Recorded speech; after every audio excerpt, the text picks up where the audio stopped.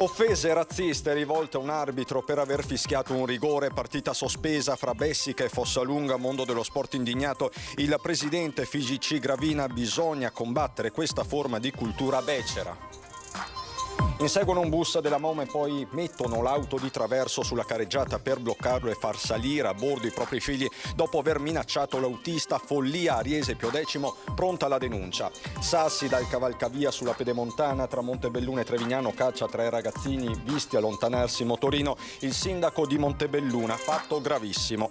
Un appello a una campagna elettorale corretta e inclusiva in modo da contrastare il dilagante astensionismo. A lanciarlo agli altri candidati l'esponente del terzo polo Nicolò Rocco. L'economia ha rallentato, ma la recessione è scongiurata anche in Veneto. Il PIL del 2023 sarà il più 0,4%, a dirlo gli ultimi dati della Camera di Commercio. ARPAV ha reso pubblici dati sulle precipitazioni in relazione all'anno 2022. In alcuni comuni, come quello di Seren del Grappa, si sono registrati apporti piovosi quasi dimezzati rispetto alla media annuale. L'orchestra regionale Filarmonia Veneta ha un nuovo direttore, il trevigiano Massimo Raccanelli. Con lui si punta all'internazionalità. Bentrovati, buonasera telespettatrici, telespettatori di Antenna 3. Tanti i fatti di cui dobbiamo darvi conto in questa edizione trevigiana dei nostri telegiornali. Prima però, come ogni martedì sera, il sondaggio di Ring, che torna anche questa sera a partire dalle 21:15 con Ferdinando Avarino. Il caso è quello noto, le parole di Silvio Berlusconi nei confronti di Zelensky. Vi chiediamo: ha ragione il Cavaliere? Se sì, il numero è quello in verde 0422162691, se no il numero è quello in rosso 0422162690. La chiamata come sempre è gratuita. L'esito del sondaggio questa sera a Ring a partire dalle 21:15 con Avarino. E stanno diventando un vero e proprio caso nazionale le offese razziste rivolte a un arbitro per aver fischiato un rigore durante una partita fra Bessica e Fossalunga. Siamo nel comune di Loria. Il mondo dello sport è indignato per quanto accaduto e in queste ore è intervenuto anche il numero 1 della FIGC nazionale, Gravina. La storia si ripete e lo stupore anche. Gli insulti razzisti colpiscono questa volta un arbitro di colore. L'episodio è avvenuto durante la partita di calcio di seconda categoria Bessica-Fossalunga. Il direttore di gara, per alcuni spettatori, è colpevole di aver fischiato un calcio di rigore verso la fine del match. Iniziano le offese dei tifosi. L'arbitro decide di interrompere la partita all'87° minuto e si ritira dopo il terzo fischio verso gli spogliatoi. Decisione irrevocabile causata da un insulto di discriminazione razziale che uno spettatore gli avrebbe rivolto dagli spalti subito dopo il pareggio degli ospiti avvenuto dopo il penalty. Madama Cissé, nato nel 1987 in Guinea, è un arbitro della sezione AIA di Treviso dal 2016. I dirigenti delle squadre hanno riferito che la scelta del direttore di gara è stata improvvisa, senza avvisare i capitani, procedura che ogni arbitro deve rispettare e che il Bessica in parte non ha digerito. La società prende comunque le distanze dal comportamento di alcuni tifosi.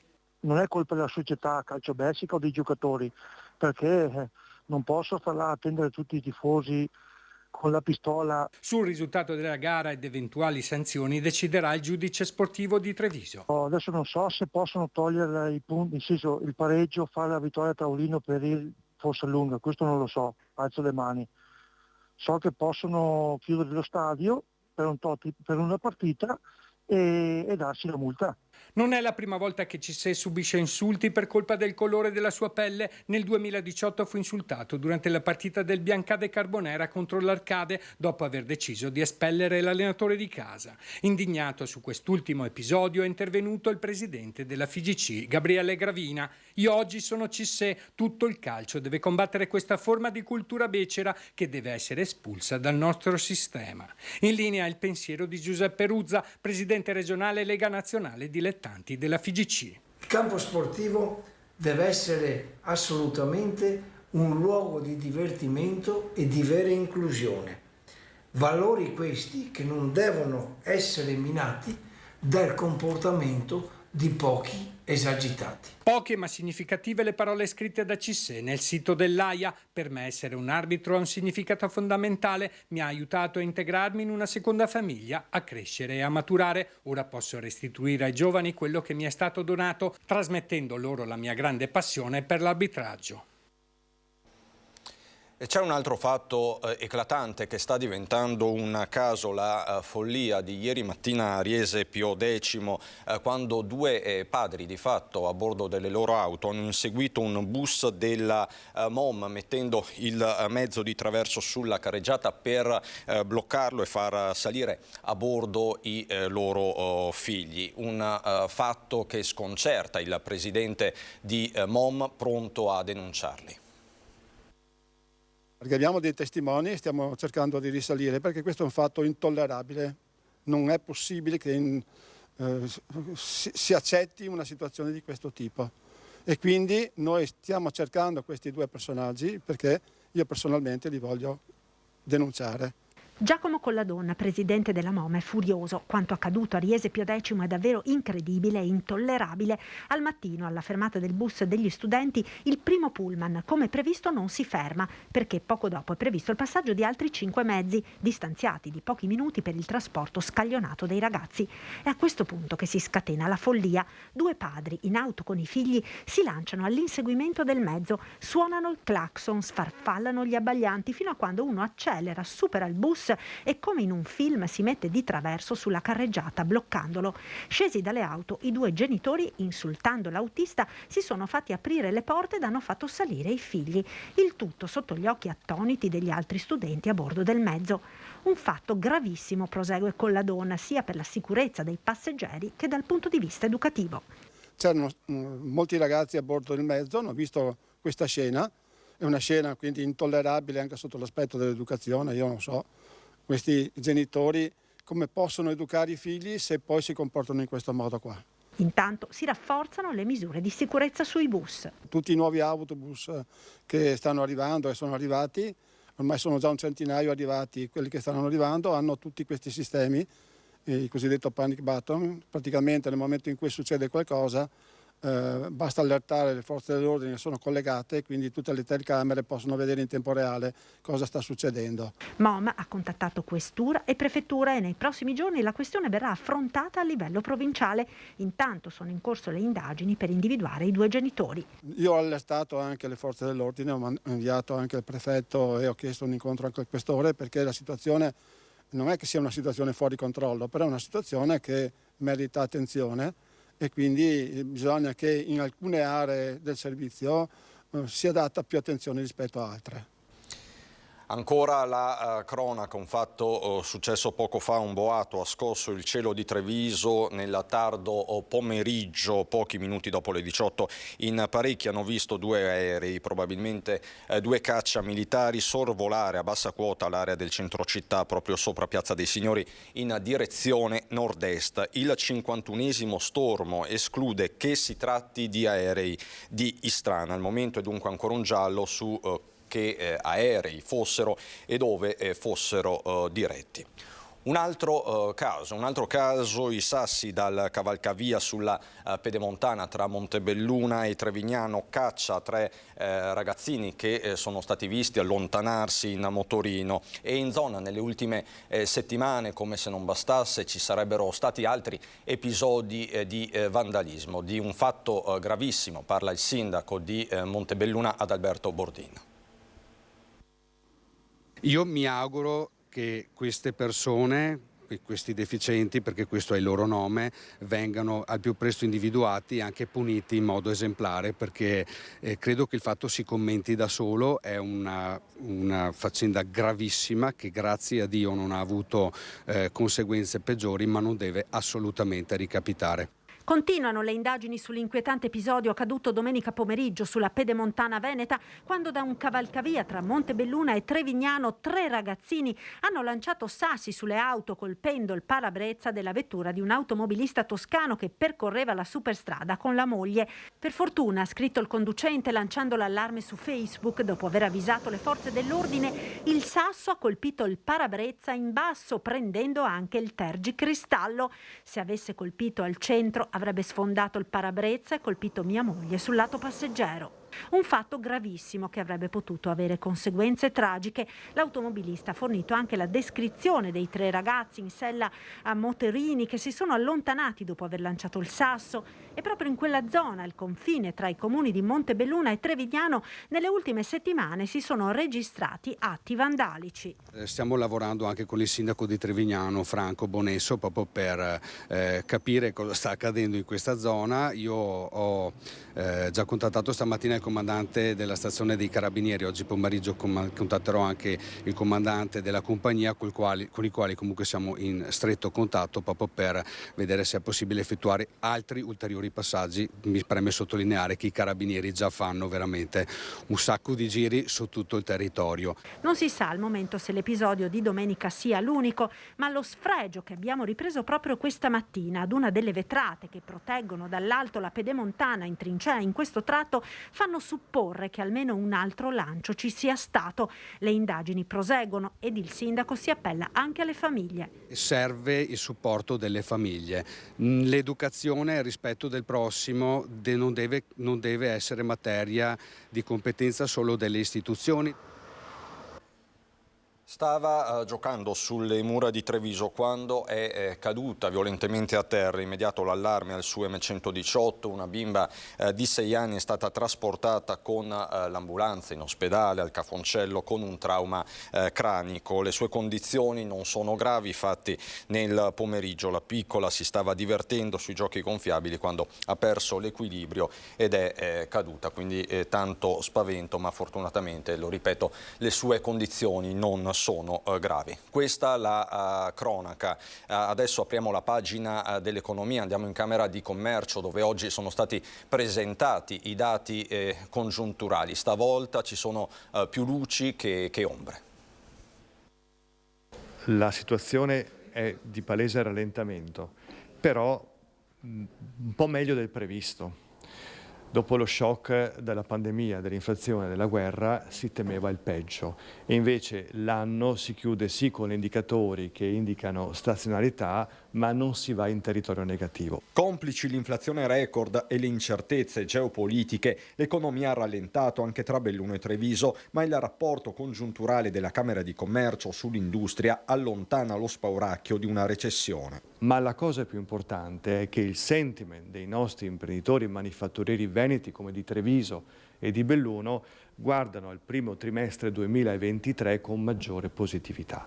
45% degli imprenditori intervistati prevede aumento della produzione contro un'impresa su 5 che invece sconta ancora difficoltà. Stando alla fotografia scattata dal sistema camerale, alla fine del 2023 non ci sarà alcun segno meno, ulteriore recupero nel 2024. Le ultime previsioni del PIL, secondo Prometeia, vedono una crescita per il Veneto del più 0,4%, in linea anche il dato nazionale, sempre più 0,4%, sono dati migliori rispetto alle previsioni che erano state rilasciate ad ottobre e vedono poi nel 2024 una crescita del più 1,2% per il Veneto e più 0,8% per l'Italia. In questo rientra un fenomeno accelerato dalla pandemia, ovvero il ritorno di interi rami di azienda sul territorio, a loro tempo delocalizzati verso l'Oriente, Cina in primis. Un 15% ha proprio riportato in azienda, internalizzato le attività. È un dato che va a comporre quelli che gli analisti parlano di globalizzazione 2.0, mercati più incerti, più flessibili, più versatili, hanno bisogno di reti del valore maggiormente controllate dalle imprese. Rientrano dunque le attività perlomeno dei rami di azienda, ma manca la manodopera, un vero e proprio paradosso con il Presidente della Camera di Commercio che si appella al Governo. C'è un ritorno nelle produzioni in Italia, però non è il primo ritorno. Noi, se vi ricordate, lo abbiamo già avuto quando alla caduta del muro tanti nostri imprenditori sono andati nei paesi dell'est. Qualcuno ci ha rimesso le ossa, no? E ha riportato le produzioni in Italia. Adesso un'ulteriore riconferma che bisogna mantenere nel proprio paese alcune produzioni strategiche, perché purtroppo non puoi fare affidamento su questi paesi. In gergo tecnico si chiama reshoring, in realtà è un ritorno che, dice il numero 1 della Camera di Commercio, deve essere supportato da investimenti e quindi agevolazione al credito e manodopera, e qui soprattutto oggi sta il punto. Le professionalità e le competenze che richiedono le nostre imprese sono tantissimo, basta girare per le nostre aree industriali e vedere, cercasi carrellista, cercasi contabile o cercasi ingegnere o altro, e questo bisogna effettivamente affrontarlo in maniera seria. Bisogna pensare di riaprire i flussi migratori mirati, magari preparare in quei paesi delle professionalità, perché quando arrivano qui siano già pronti, anziché che prendano i barconi, aprire magari delle scuole. Insomma, bisogna presentare un progetto così. Si parla molto nel governo della linea, no, di cosa ha fatto Mattei, ecco, su quella filosofia. Nel primo trimestre in Veneto sono previste 45.000 nuove assunzioni, 10.500 a Treviso, 2.500 a Belluno, sia nei servizi che nel manifatturiero, ma il ragionamento va fatto in una duplice prospettiva. C'è la stagione estiva sia in montagna che al mare, e lì sono già preoccupati i nostri imprenditori, li ho visti proprio in questi giorni alla BIT, che insomma le prenotazioni ci sono e quest'anno supereremo probabilmente proprio i flussi del 2019. E poi ci sono le Olimpiadi, le professionalità non si inventano dal mattino alla sera e bisogna che ovviamente siamo preparati, altrimenti rischiamo di far brutta figura. Dall'economia alla politica, con l'appello a una campagna elettorale corretta e inclusiva in modo da contrastare il dilagante astensionismo, a lanciarlo il candidato del Terzo Polo a Treviso, Nicolò Rocco. Una politica urlata, una politica che pensa di risolvere i problemi accusando l'avversario di essere incapace, poi quando si candida a governare si rende conto che in realtà i problemi sono molto complessi. Quindi partire dall'idea che i problemi siano complessi porta anche noi ad avere un atteggiamento più rispettoso nei confronti degli altri, e sono convinto che possa nascere un segnale dalla nostra città. Contro l'astensionismo, arrivato a livelli mai toccati prima con le elezioni regionali di Lazio e Lombardia, il candidato sindaco del Terzo Polo Nicolò Rocco ha idealmente preso carta e penna lanciando un appello ai rivali. Spero che da noi, dai nostri comportamenti, dal nostro lessico possa partire un esempio di buona politica, di dialettica che include e non allontana, scrive, raccogliendo l'adesione di tutti. Condivido la lettera e la accolgo, e ci mancherebbe, lo scontro sarà politico e non certo personale. E secondo me la disaffezione invece, più che per la politica urlata, è una questione di allontanamento delle fasce più deboli della società dal sentirsi inglobate appunto nella società stessa. Il candidato del centro-sinistra, Giorgio De Nardi, la definisce un'iniziativa eccellente. Sono talmente d'accordo con quello che hai scritto, dice rivolgendosi a Rocco, da ritenerlo addirittura scontato. Bene hai fatto comunque a ribadirlo. Moderare i toni e rispettare l'avversario è quantomeno dovuto. E il senso della sua presenza. Alla presentazione di Rocco, candidato del Terzo Polo, aggiunge, era proprio questo. De Nardi rilancia proponendo a tutti i candidati sindaco un confronto pubblico sul tema dell'astensionismo, ma sul fair play dello sfidante di centro-sinistra è Mario Conte ad avere qualcosa da ridire, e lo fa commentando proprio l'appello del rappresentante del Terzo Polo. Di certo noi possiamo fare la nostra parte con una politica credibile, una politica responsabile, onesta e sincera, e quindi accolgo quello che è l'appello di Nicolò. Spero che lo facciano anche gli altri candidati, in particolare uno che ha deciso di impostare tutta la sua campagna elettorale sullo screditare l'avversario, sul criticare. Ecco, quell'atteggiamento che sta assumendo il candidato De Nardi è esattamente quello che fa sì che la gente non venga a votare. Insomma, non sono tutte rose e fiori. Al via intanto la campagna elettorale di Treviso Civica, la lista che per prima ha proposto la candidatura a sindaco proprio di Giorgio De Nardi. Sono stati svelati i nomi di una decina di candidati. Perché Aula magna delle scuole medie Felicent affollata per l'avvio della campagna elettorale di Treviso Civica, a cui si deve la candidatura per il centro-sinistra di Giorgio Denardi. Oltre ai consiglieri uscenti Franco Rosi e Maria Buoso, in lista ci saranno l'ex direttore dei servizi sociali dell'ULSS tra Feltre e Cittadella Gianfranco Pozzebon, la geologa Veronica Tornielli, Lorena Franz, responsabile dell'osservatorio rifiuti dell'ARPAV, quindi l'imprenditore Diego De Negri, la docente Silvia Ghiotto, il manager Francesco Sardo Infirri, Dario Brollo, ambientalista e sostenitore della rigenerazione urbana di Prato della Fiera. Ad avere una visione di città, cosa di cui abbiamo sentito tanto bisogno in questi anni e di cui tutte le città hanno bisogno. Quindi Treviso è una città piccolina, provinciale, bellissima, ma che potrebbe essere molto più bellissima. Un tema questo su cui Denardi insiste, così come l'emergenza a casa, la rete sanitaria, la viabilità.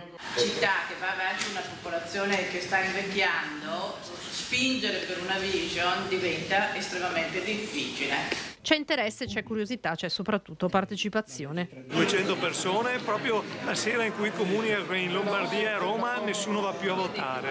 Quindi questa è una luce di speranza, di interesse per la propria città e per interesse per la proposta che abbiamo fatto. Punteremo molto ad aumentare la percentuale dei votanti, vogliamo cercare di convincere quante più persone, soprattutto i giovani ma non solo, a partecipare, perché bisogna assolutamente che tutti contribuiamo a costruire una città diversa e serve, questo si parte dal voto.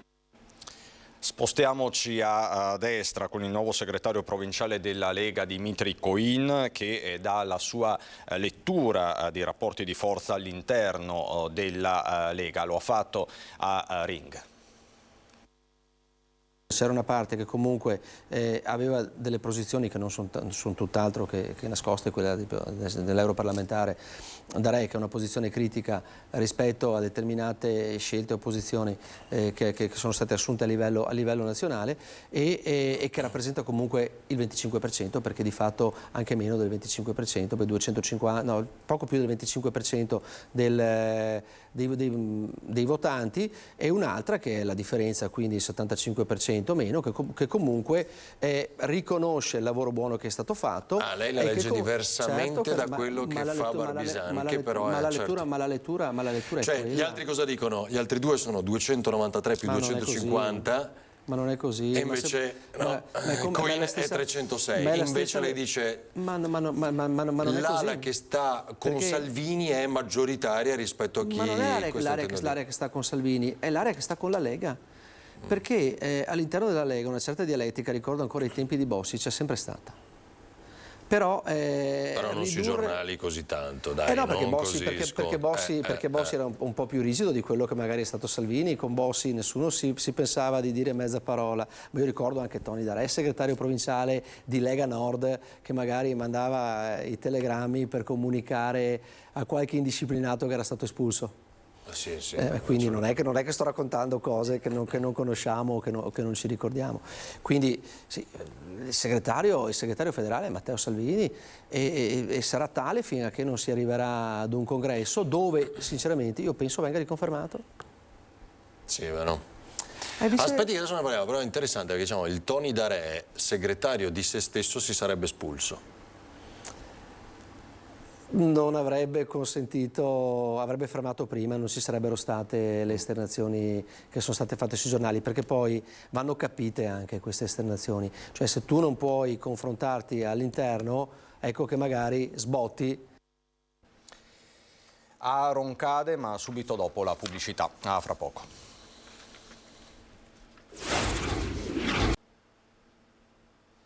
Di nuovo in diretta per andare, come dicevamo, a Roncade e parlare di transizione digitale, perché dal PNRR arrivano 350.000 euro, una svolta, dicono dall'amministrazione, ma il governo ci deve fornire la fibra ottica, aggiunge il sindaco. È una prova generale di futuro, quella che si prepara a fare il comune di Roncade, assegnatario di ben 350.000 euro per la digitalizzazione della pubblica amministrazione. Si tratta di uno dei contributi più alti arrivati fino ad oggi nella Marca per questo genere di iniziative dal PNRR, una vera e propria transizione fatta di diversi passaggi intermedi. Sono la migrazione, di dati in cloud per una maggiore efficienza, sono anche il portare i servizi online, quindi renderli a disposizione dei cittadini nell'APIO, che potranno ovviamente avere anche un rapporto con la pubblica amministrazione molto più veloce ed efficiente, quindi per esempio l'iscrizione al trasporto scolastico, la richiesta di contributi, molto altro ancora. Ci sarà anche una nuova piattaforma per le notifiche, semplificazioni in vista pure per l'ottenimento dell'agognato SPID, una strada che però non è in discesa. È la stessa sindaca Pieranna Zottarelli a sottolineare come manchino ancora le infrastrutture di rete, la fibra ottica in particolare. Inutile avere la Ferrari se non si può disporre di un'autostrada, dice Zottarelli, rivolgendosi al governo. Sulla stessa linea l'assessore che ne fa una questione di competenze fra enti. L'ente locale, per poter correre, ha anche bisogno che sia sostenuto da parte di investimenti, soprattutto sulle infrastrutture che si fanno su larga scala, ed è il tema che noi ripetiamo sempre. L'Orchestra Regionale Filarmonia Veneta ha un nuovo direttore, si tratta del trevigiano Massimo Raccanelli, con lui si punta alla scena internazionale. Innanzitutto è trevigiano doc, poi l'età, nonostante l'età giovane ma la grande esperienza, però quello che traspare è che ha fame di successo e di carriera, no? Le parole del sindaco fanno eco a quelle dell'assessore Lavinia Colonna Preti. Vogliamo che la Filarmonia Veneta, che è un'istituzione, sia una eccellenza nazionale e internazionale, non solo regionale. È la storia musicale della città di Treviso, una nomina che segna l'inizio di un nuovo corso per l'orchestra regionale che si prepara a una profonda riorganizzazione, affidandosi a una figura di competenza come il maestro Massimo Raccanelli, cresciuto a Treviso all'Istituto Manzato, suonando pianoforte e poi a Castelfranco con il violoncello. Ora torna nella sua città per un lavoro a tutto tondo che vuole anche servire da stimolo ai giovani che scelgono lo studio di uno strumento d'orchestra. A volte per questioni familiari, perché in famiglia qualcuno magari li aiuta a conoscere il mondo degli strumenti musicali. Importantissima sarebbe l'attività delle scuole. Anche la musica sinfonica e concertistica, come molti altri settori della cultura, è a un momento di cambio che sicuramente un talento così giovane, che ha visto anche come si lanciano le stagioni in altri paesi che magari dal punto di vista sono più all'avanguardia rispetto all'Italia, sicuramente potrà portare tante novità. Abbiamo appena visto Sanremo, direttore, com'è cambiata la musica nel tempo? Ci sono molti giovani direttori d'orchestra, sono direttori d'orchestra veri quelli che vediamo lì? Domanda spinosa, sicuramente un po' le cose sono cambiate dagli anni 80 in qua, ma puntiamo sempre a raggiungere la qualità che il pubblico merita. Il suo direttore d'orchestra preferito? Questo posso dirlo, Carlos Kleiber. Oggi San Valentino, vediamo se e quanto sono innamorati i trevigiani e come festeggiano. La festa di San Valentino è la cosa più bella che possa essere successa con il mio popolo. La donna, l'ho sempre detto, è la migliore invenzione che ha fatto il Padre Eterno. Love, celebrate. Are you in love? Yes. Sì, sono innamorato, però la mia amorosa è a Bruxelles, per cui... Non vi dite niente? Non vi dite niente? Sì. Beh, ci siamo detti buon San Valentino e questo è quanto, poi vabbè, festa di San Valentino non è che ci siamo tutti i giorni, no? E ci sono anche i locali che producono i panini a forma di cuore. Di buon cuore. Stasera si festeggia con l'amorosa. E come festeggerete? Ma normalissimo, ci vediamo e basta. Tu il San Valentino lo fai dal barbiere, vero? Sì, vero. È la città più bella, no? Treviso. Allora hai che festeggiare qua. Può essere considerata la città dell'amore anche Treviso? Claro, sicuro, lo confermo. Sinceramente ci siamo accorti stamattina che era San Valentino, devo essere onesta, però a questo punto cavalchiamo l'onda e festeggiamo il nostro primo in 3. Farete qualcosa oggi? Sì, oggi ci dedichiamo un po' a noi, alle uscite, un po' in giro e vediamo un po' cosa si prospetta. Sempre terzo permettendo. Sempre terzo permettendo, esatto, soprattutto. Esatto. Sì, lo festeggiamo. Infatti veniamo apposta da Milano e ci siamo regalati un weekend allungato a Trieste e Treviso. E lei è contento? Se mia moglie è contenta, io sono contento.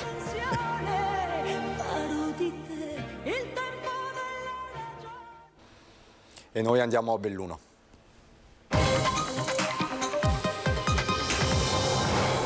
Unire le forze per contare di più in Europa e accedere ai relativi bandi, questo è lo scopo principale del patto siglato tra le città di Belluno e Treviso. Il Nevegal sarà protagonista di questa nuova fase.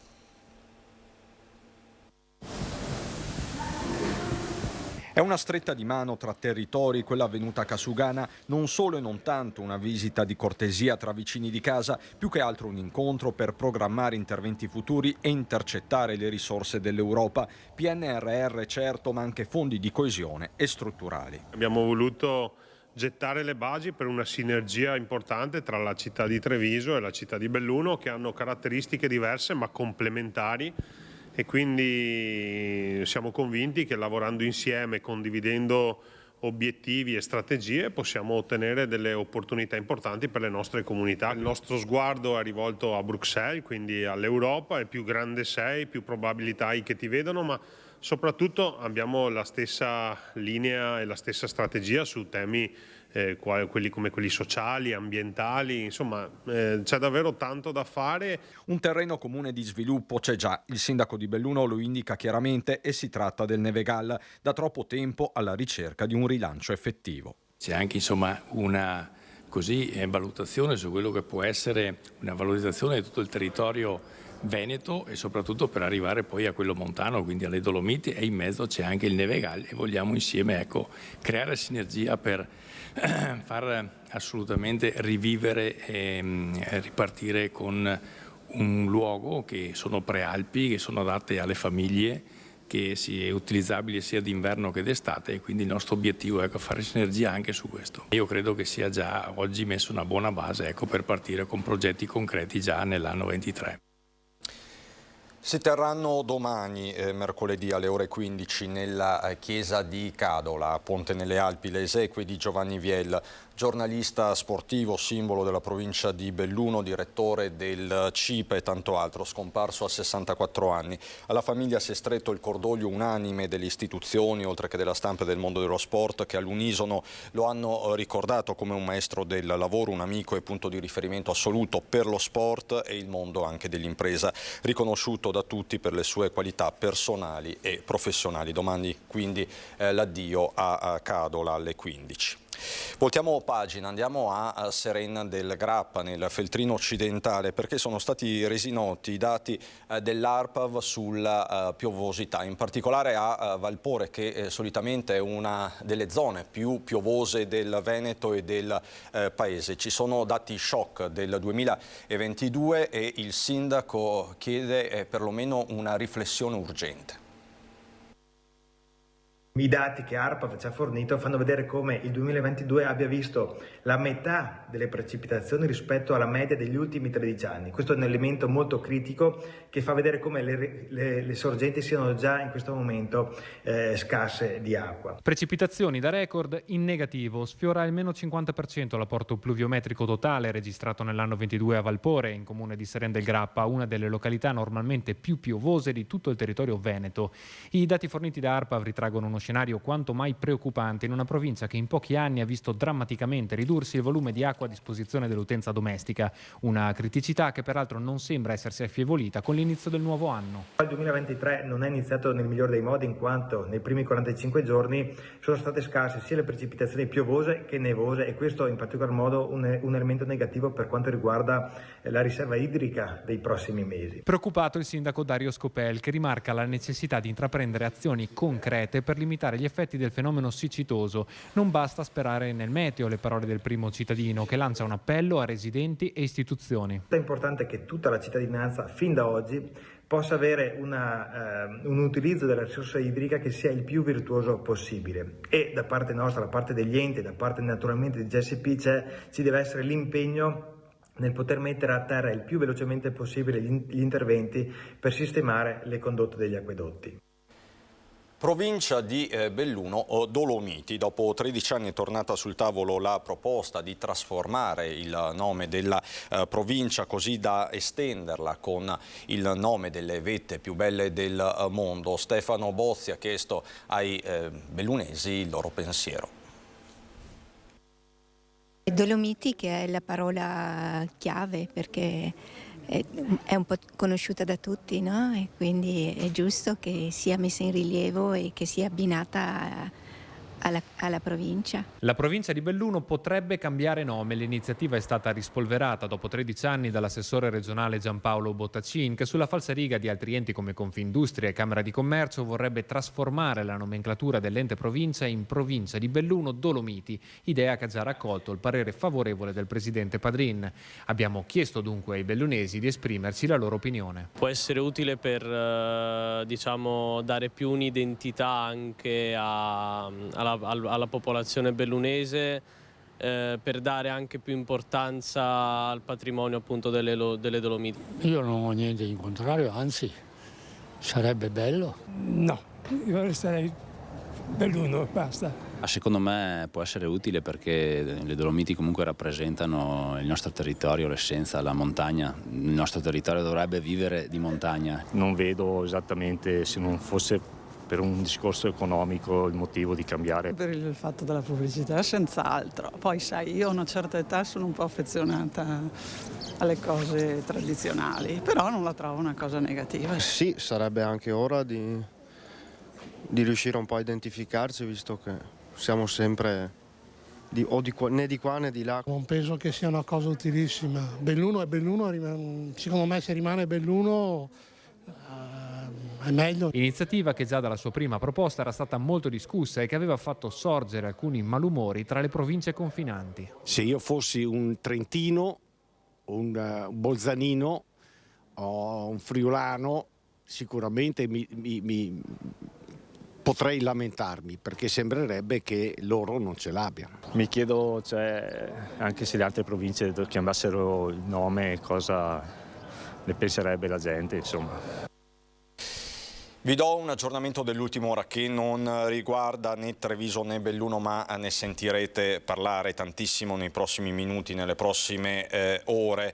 Il caso dei falsi vaccini. La Guardia di Finanza si è recata nella farmacia ospedaliera dell'ospedale di Bassano della Grappa nell'ambito dell'inchiesta sui falsi vaccini somministrati da 2 dottoresse che lavorano a Bassano e Romano De Zelino, che sono finite sotto indagine. La vicenda è nota, le Fiamme Gialle hanno acquisito una corposa documentazione. Chiaramente nelle prossime ore emergeranno anche altri dettagli. Per il momento è tutto, non ho aggiornamenti né da Belluno né da Treviso. Vi lascio le previsioni del tempo, buona serata.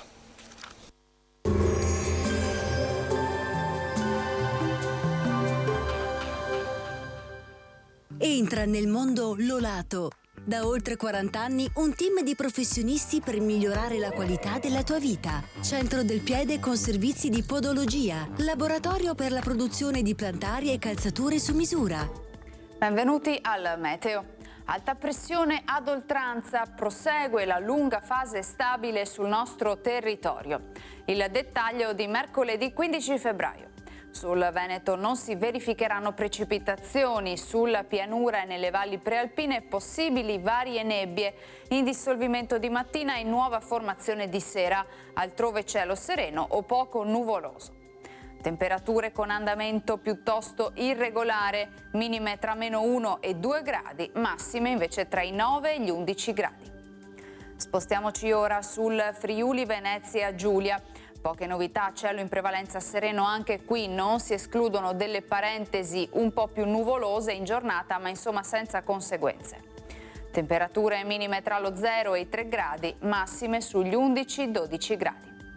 Infine diamo uno sguardo alla situazione del Trentino Alto Adige, dove prevarrà il sole con cielo sgombro da nubi.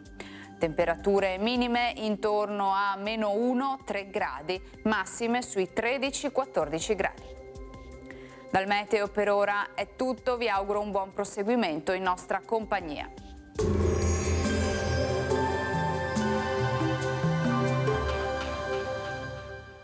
Busti, tutori e protesi di arto personalizzati. Ortopedia e sanitaria Lolato. A Treviso e Montebelluna. Lolato, soluzioni per star bene.